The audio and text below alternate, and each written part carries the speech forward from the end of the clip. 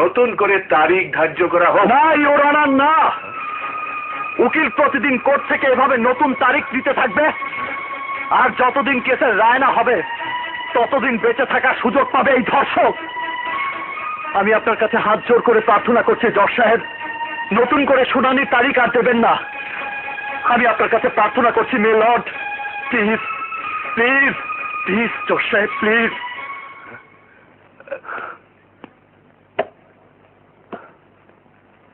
আমি জানি এই মামলায় আর কোনো কথা বলার অধিকার আমার নেই, কারণ আমার ট্রান্সফার হয়ে গেছে। শুধুমাত্র এই জন্য যে আমি পুরো নিষ্ঠা এবং সততার সাথে আমার দায়িত্ব কর্তব্য পালনের চেষ্টা করেছি। 30 বছর ধরে ডিপার্টমেন্টের অফিসাররা সততার নিষ্ঠার সাথে দায়িত্ব পালন করে আমার মতো বদনামের ভাগী হয় শুধুমাত্র মুষ্টিমেয় কিছু সদস্যের জন্যে, যারা বাড়ি গাড়ি আর টাকার পাহাড় গড়ার জন্য পুলিশের পোশাক গায়ে পড়েছে। আমার জায়গায় যিনি আসবেন, হতে পারে তিনি তার নিজস্ব কিছু সীমাবদ্ধতার জন্য বা পকেট গরম করার জন্য এই কেসের সাক্ষী প্রমাণ পুরো উল্টে পুরো কেস ওই ক্রিমিনালদের ফেভারে করে দেবেন। আলিয়ার তার স্ত্রীকে হয়তো উল্টো সাক্ষী দিতে বাধ্য হতে পারে, যার ফলে এরা হয়তো আইনকে ভয় পাবে, নয়তো আইনের প্রতি ঘৃণা নিয়ে বেঁচে থাকবে, আর নয়তো ওদের পাগল বানিয়ে রাস্তায় লোকজনের সামনে উলঙ্গ ঘুরতে বাধ্য করবে ওই সদাগর আত্মার লোকজন। আমরা কার উপর ভরসা করব? বিপদে পড়লে কার কাছে ছুটে যাব? সমাজে এমন অনেক বড় বড় নেতা বসে আছে যারা তাদের নির্দিষ্ট লক্ষ্যে পৌঁছানোর জন্য জনগণের উপর গুলি চালাতে পর্যন্ত দ্বিধা করে না।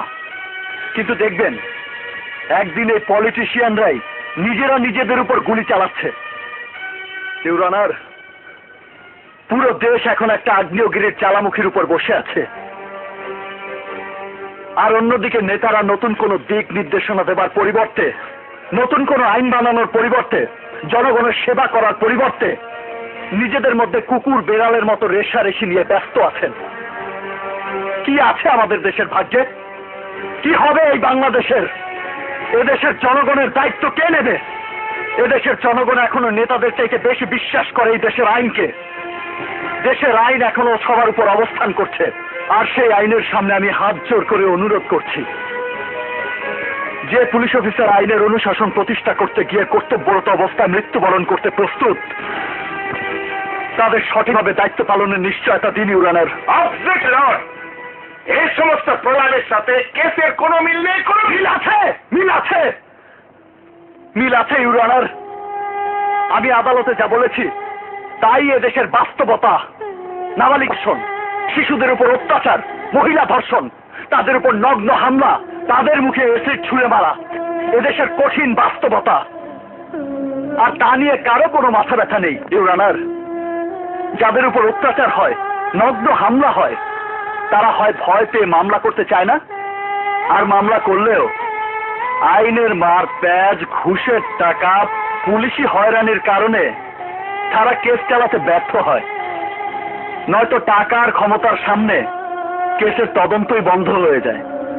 উল্টো তারা হামলার শিকার হয়, তাদের উপর ইনকোয়ারি হয়, কিন্তু সেই ইনকোয়ারির ফলাফল অনুযায়ী কোনো কাজ হয় এমন ঘটনা এদেশের মানুষ গল্প উপন্যাসেও পড়েনি। সমস্ত সাক্ষী আদালতে এসে তাদের সাক্ষ্য বদলে দেয় কেন? কোর্টে কেস এত লম্বা সময় ধরে চলে কেন? কোর্ট ও পুলিশের চক্করে পড়ে যারা কেস করেন তাদের বাড়ির মেয়ের বিয়ের বয়স পার হয়ে যায়, আর যদি স্ত্রী হয় সে বুড়ি হয়ে যায়, আর যে বুড়ি সে মরে যায়। এমন কেন হচ্ছে জজ সাহেব? এসব নাটক তখনই বন্ধ হবে যখন কেস উঠবে এক আদালতে, একদিনই হবে শুনানি, কোর্টের সাক্ষ্য হবে একদিন, এবং সেই দিনই হবে কেসের রায়, সেই দিনই হবে সাজা। তারপর না কোনো আপিল, না কোনো দ্বিতীয় তারিখ, আর না কোনো দ্বিতীয় আদালত। আর তাই আপনার কাছে আমার অনুরোধ, এই কেসের রায় শোনানোর পর আপনি আদালত মুলতবি ঘোষণা করুন your honour, please. Please your honour. মামলার সমস্ত সাক্ষ্য প্রমাণ শুনানির পর এই আদালত আসামি আলী এবং তার স্ত্রীকে বেকসুর খালাস ঘোষণা করছে এবং আসামি ডন ওরফে কামাল সওদাগরকে নাবালিকা ফুলকে ধর্ষণ এবং হত্যার অপচেষ্টার দায়ে দোষী সাব্যস্ত করে তাকে মৃত্যুদণ্ডে